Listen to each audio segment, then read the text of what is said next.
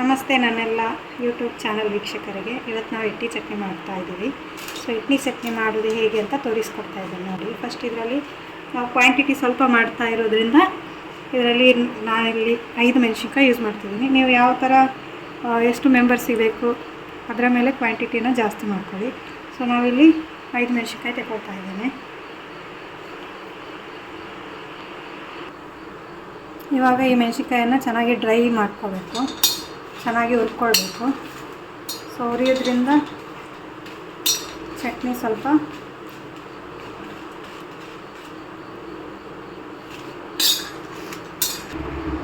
ಈಗ ಇದನ್ನು ಫ್ರೈ ಮಾಡಿ ಆಯಿತು. ನೆಕ್ಸ್ಟ್ ಇದನ್ನು ಒಂದು ಪಾತ್ರೆಗೆ ತೆಗೆಯುವ. ನೆಕ್ಸ್ಟು ತೆಂಗಿನಕಾಯನ್ನು ಹುರಿದುಕೊಳ್ಳುವ. ತೆಂಗಿನಕಾಯಿ ಮತ್ತು ಅರಿಶಿನ ನಾನು ಮಿಕ್ಸ್ ಮಾಡಿದ್ದೀನಿ.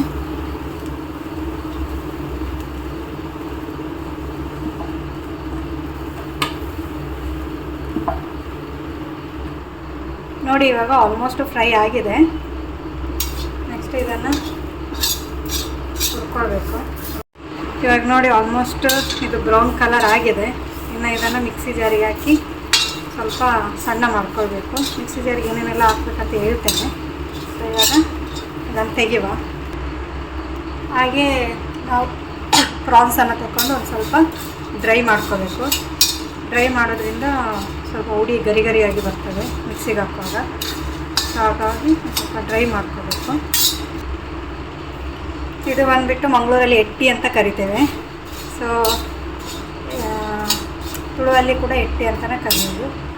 ಕನ್ನಡದಲ್ಲಿ ಬಂದುಬಿಟ್ಟು ಸಿಗಡಿ ಅಂತ ಹೇಳ್ತಾರೆ. ಯಾರಿಗೆಲ್ಲ ಗೊತ್ತಿಲ್ಲ ನೋಟ್ ಮಾಡ್ಕೊಳ್ಳಿ. ಸಿಗಡಿ ಅಂತ ಹೇಳ್ತಾರೆ. ಇಂಗ್ಲೀಷಲ್ಲಿ ಬಂದುಬಿಟ್ಟು ಪ್ರಾನ್ಸ್ ಅಂತ ಕರೀತಾರೆ. ಸೊ ಇದು ತುಂಬ ಟೇಸ್ಟಿಯಾಗಿರುವಂಥದ್ದು. ಇದರ ಚಟ್ನಿ ತಿಂದರೆ ಬಾಯಲ್ಲಿ ನೀರು ಕುಡಿತದೆ.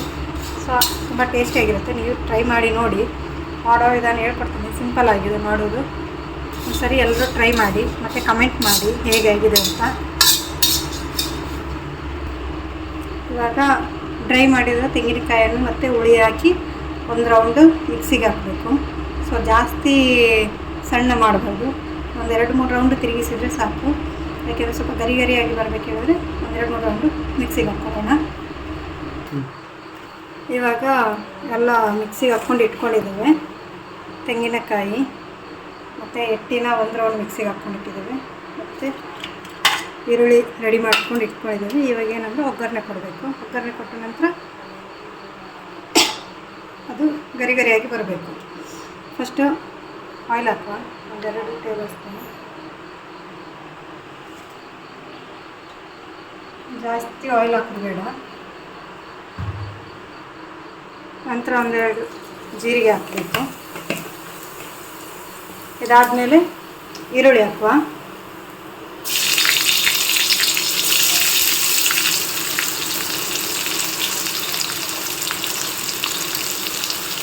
ಈರುಳ್ಳಿ ಹಾಕಿ ಚೆನ್ನಾಗಿ ಫ್ರೈ ಮಾಡಬೇಕು. ಇಲ್ಲದಿದ್ದರೆ ಅದು ಟೇಸ್ಟ್ ಬರಲ್ಲ. ಅದು ಬ್ರೌನ್ ಆಗೋವರೆಗೂ ಫ್ರೈ ಮಾಡ್ತಾ ಇರಬೇಕು ಈರುಳ್ಳಿಯನ್ನು. ಆದಮೇಲೆ ಅದಕ್ಕೆ 1-2 ಕರಿಬೇವು ಸೊಪ್ಪು ಹಾಕ್ಕೊಳ್ಬೇಕು. ಕರಿಬೇವು ಸೊಪ್ಪು ಮತ್ತೆ ಹಾಕ್ಕೊಳ್ಳೋದ್ರಿಂದ ಕರಿಬೇವು ಟೇಸ್ಟು ನಿಮಗೆ ಫ್ಲೇವರ್ ಸಿಗ್ತದೆ ಊಟದಲ್ಲಿ. ಇಲ್ಲಾಂದರೆ ಇದು ನೋಡ್ತಾ ಇರ್ಬೋದು. ಇವಾಗ ಈರುಳ್ಳಿ ಬ್ರೌನ್ ಕಲರ್ಗೆ ಟರ್ನ್ ಆಗಿದೆ.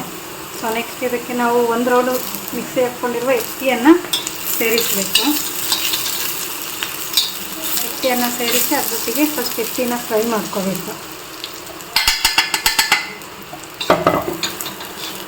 ಲೋ ಫ್ಲೇಮಲ್ಲಿ ಇಟ್ಟು ಫ್ರೈ ಮಾಡ್ಕೋಬೇಕು.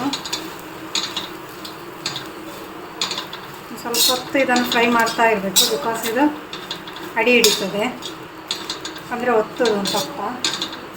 ಸೊ ಅಡಿ ಹಿಡಿಲಿಕ್ಕೆ ಬಿಡಬಾರ್ದು. ಸೊ ಹಾಗಾಗಿ ಕೈ ಆಡಿಸ್ತಾ ಇರಬೇಕು.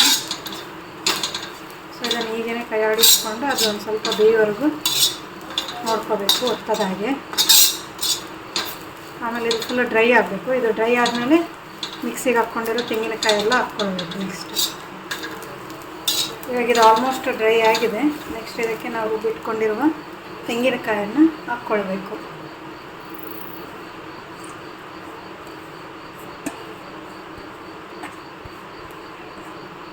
ತೆಂಗಿನಕಾಯಿ ಹಾಕ್ಕೊಂಡ್ಮೇಲೆ ಲೋ ಫ್ಲೇಮಲ್ಲಿ ಇದನ್ನು ಹುರಿದು ತೊಳಬೇಕು. ಮತ್ತು ಸ್ವಲ್ಪ ರುಚಿಗೆ ತಕ್ಕಷ್ಟು ಉಪ್ಪನ್ನು ಆ್ಯಡ್ ಮಾಡಬೇಕು.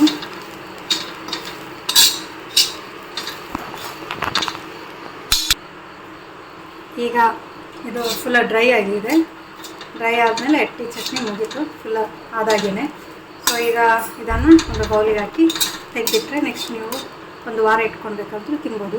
ಇದರಲ್ಲಿ ಮೇನ್ ಅಂತ ಹೇಳಿದರೆ ಇನ್ನೊಂದು, ನೀವು ಒಣ ತೆಂಗಿನಕಾಯಿಯನ್ನು ಯೂಸ್ ಮಾಡಿದರೆ, ಅಂದರೆ ಕೊಬ್ಬರಿ ಯೂಸ್ ಮಾಡಿದರೆ ಒಂದು ವಾರಗಟ್ಟಲೆ ಇಡ್ಬೋದು. ನಾವಿದು ಕ್ವಾಂಟಿಟಿ ಸ್ವಲ್ಪ ಮಾಡಿದ್ವಿ, ಇದು ಒಂದು ವಾರಗಟ್ಟಲೆ ಆಗಲ್ಲ.